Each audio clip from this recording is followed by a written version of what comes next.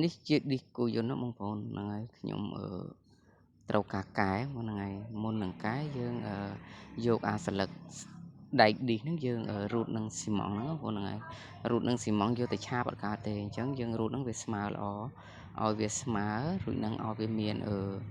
ដាច់សាច់ដែកនឹងខ្លះបងហ្នឹងហើយដាច់សាច់ដែកតិចតួចអីស្កូតហ្នឹងគឺវាតាក់ល្អ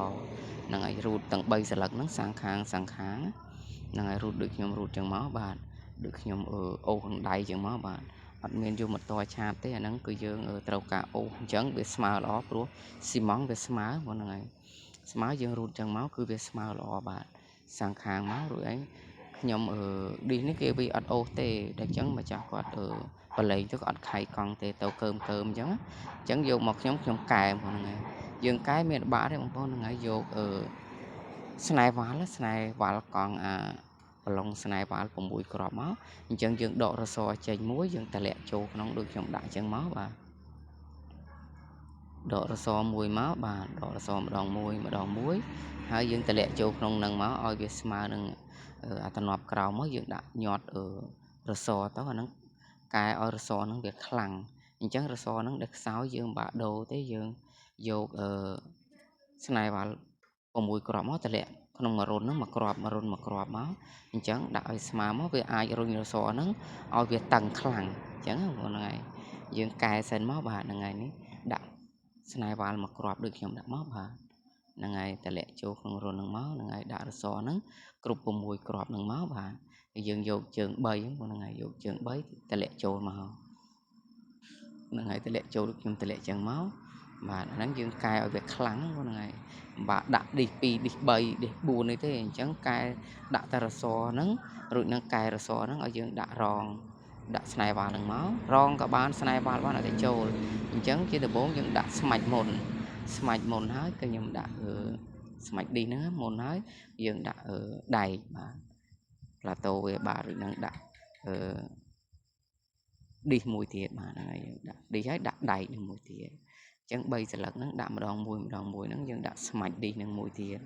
អញ្ចឹងយើងដាក់ផ្លាតូដែកហ្នឹងមួយទៀត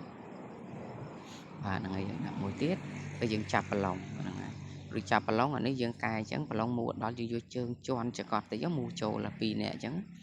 ចកត់តិចមូបញ្ចូលយើងយកសោគោះវាឲ្យស្មើសិនហ្នឹងហើយគោះអាច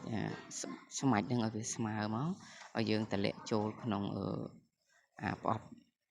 អប់វាហ្នឹងហើយតម្លាក់ចូលសាកមើលតើវាចូលអត់ហ្នឹងហើយបើវាចូលហ្នឹងហើយវាចូលបវលចឹងបានចូលផ្លុកចឹងហើយយើងចាប់ផ្ដើមរឹត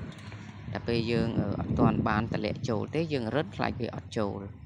ពិបាកយើងតម្លាក់ចូលអញ្ចឹងយើងរឹតចឹងមកឬយើងដាក់កាប្រេមកហ្នឹងហើយ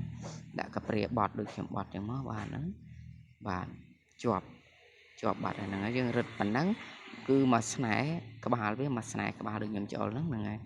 តែមួយស្នែទុកតែមួយស្នែទេអញ្ចឹងទុកមួយស្នែឬអានេះគឺប្រអប់គេទៅដូរថ្មីដែរបងប្អូនហ្នឹងហើយ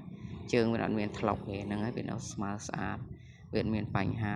បើថ្លុកអាហ្នឹងយើងដូរចេញបងប្អូនអាហ្នឹងវាមានថ្លុកអាហ្នឹងទាញអត់ដាច់ទេទាញមកវានៅញាក់កង់ទៅអញ្ចឹងណាអត់ទៅមុខទេអញ្ចឹងយើងទាញនៅញាក់កង់ទៀតហ្នឹងបើវាថ្លុកអាប្រអប់ឌីសហ្នឹងអញ្ចឹងខ្ញុំតម្លាក់ចូលក្នុងឌីសហ្នឹងឬក៏យើងយកក្របមកក្របធម្មតាអញ្ចឹងហ្នឹងហើយក្របដូចខ្ញុំក្របហ្នឹងអាហ្នឹងយើងកែឌីសវានឹងឲ្យវាខ្លាំងរួចហើយប្រឡែងរោ